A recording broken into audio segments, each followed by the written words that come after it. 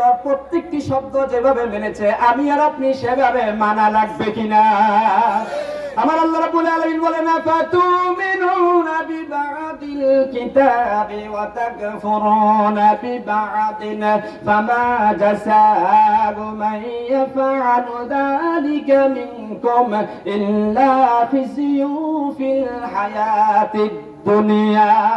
আল্লাহ রাব্বুল আলামিন প্রথম নাম্বার পারার 12 নাম্বার পৃষ্ঠা সূরাতুল বাকারা বলেন, ও দুনিয়ার মানুষেরা, আফাতুমিনুনা বিবাদিল কিতাব, তোমরা কি আল্লাহর কিতাবের কিছু অংশ মানবে? ওয়া তাকফুরুনা বিবাদ, আল্লাহর কিতাবের কিছু অংশ অস্বীকার করবে। ফামা জাযাউ, কোন জাযা নাই, কোন প্রতিদান নাই, মাইয়া ফালু যালিকা মিনকুম, ওই মুনাফিকি মার্কা আমল, যেগুলা সুবিধা সেগুলা মানবো, যেগুলো অসুবিধা সেগুলা বাদ দিব, যেগুলা নেতা নেত্রীর কথার কন্ট্রাডিকশন হবে সেগুলা বাদ দিব, যেগুলা নরম নরম সুন্নি মার্কা ওগুলো মানবো, বাকিগুলা বাদ দিব। এমনটা যদি করো, ওই ধরনের কাজের জন্য তোমার কোন নেক কাজে আমি আল্লাহ কবুল করব না।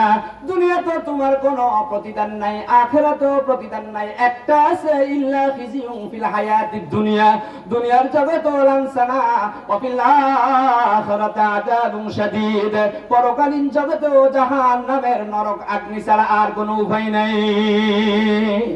বর্তমান বাংলাদেশে আমাদের যে অবস্থা, অথচ আমরা মুসলমান, দরকার ছিল আমাদের দেশটা সবচাইতে নিরাপদ, সুন্দর, শৃঙ্খলা, ইনসাফপূর্ণ একটা রাষ্ট্র হওয়ার কথা ছিল। তার কারণ হলো এই দেশের 92% মানুষগুলো আবু বকর, ওমর আর বিশ্বনবীর উম্মত, আবু বকরের অনুসারী, ওমরের অনুসারী, ঠিক কিনা? ওমর ফারুক রাদিয়াল্লাহু তাআলা আনহু যখন রাষ্ট্র পরিচালনা করেছেন, বিচারক নিয়োগ দিয়েছেন, কোনো মামলা নাই, সবাই এক আল্লাহকে যার যার অবস্থান থেকে ভয় করে।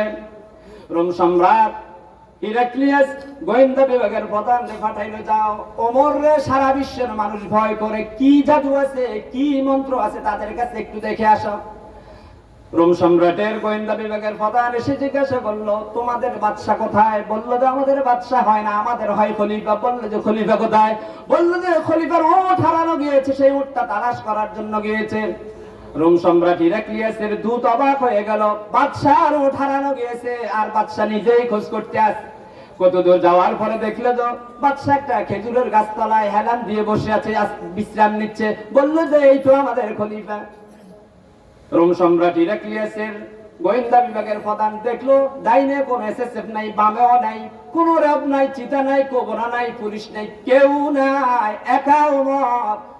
এবার বাদশার প্রতিনিধি, বাদশার দূত বলতেছে, বুঝেছি এই দেশের জনগণকে আপনি ঠকান নাই, এজন্য জনগণও আপনাকে ঠকায় না, আপনি জনগণের অধিকার পুরোপুরি ফিরিয়ে দিয়েছেন, এজন্য জনগণও আপনাকে তার দায়িত্ব জায়গায় থেকে আপনাকে হেফাজত করতে আছে। সুবহানাল্লাহ। তাহলে আমরা কি চাই? আমরা এই দেশে বাংলাদেশ জামাত ইসলাম ক্ষমতা আসুক, এটা আমি চাই না। আমি চাই এই দেশের পার্লামেন্টে কোরআন ক্ষমতায়, আর এটা যদি জামায়াতের দ্বারা সম্ভব হয় তাদের পিছনে দৌড়াবেন, এটা যদি বিএনপির দ্বারা সম্ভব হয় বিএনপির পিছনে দৌড়াবেন। সুতরাং কথা ক্লিয়ার আজকের আলোচনা থেকে, ওয়াতিউল্লাহ ওয়া ওয়াতিউর রাসূল, আল্লাহর আইন মানে বিশ্বনবীকে অনুকরণ করে, আল্লাহর আইন মেনে বিশ্বনবীকে অনুকরণ করে যারা রাজনীতি করবে। রাজনীতি এটা ইবাদত, এটা কি? কিন্তু ইহুদি, নাসারা, খ্রিস্টানরা রাজনীতিকে আলাদা করে, রাষ্ট্র কাঠামোকে আলাদা করে মুসলমান দেশগুলোকে টুকরো টুকরো করার জন্য এটা তাদের গভীর ষড়যন্ত্র। কিন্তু ইসলাম ধর্ম, রাজনীতি এটা এক জিনিস। যেই মসজিদে জুমার ইমামতি যিনি করবেন, তিনি জুমার দিনে রায় পড়ে শোনাবেন। ওমর ফারুক রাদিয়াল্লাহু তাআলা আনহু তিনি জুমার খুতবা দিচ্ছেন, ইন দ্য মিন টাইম খুতবার মাঝখানে বললেন, ইয়া সারিয়াল জাবাল, ইয়া সারিয়াল জাবাল। উপস্থিত দর্শক তারা তার বুঝে, তারা বলল যে খলিফা খুতবা দিচ্ছেন, মাঝখান দিয়ে অন্য একটা প্রসঙ্গ চলে গেলেন। বলল যে আমি শুধু তোমাদের ইমামতি করি না, আমি জিহাদের ময়দানে সেনাপতির দায়িত্ব পালন করতেছি। পিছন থেকে শত্রু বাহিনী আক্রমণ করার জন্য এসেছে, এজন্য আমি সেনাপতিকে সিগন্যাল দিলাম, ও সেনাপতি প্রাণ আদার করো, পিছনের দিকে সৈন্য পাঠাইয়া দাও।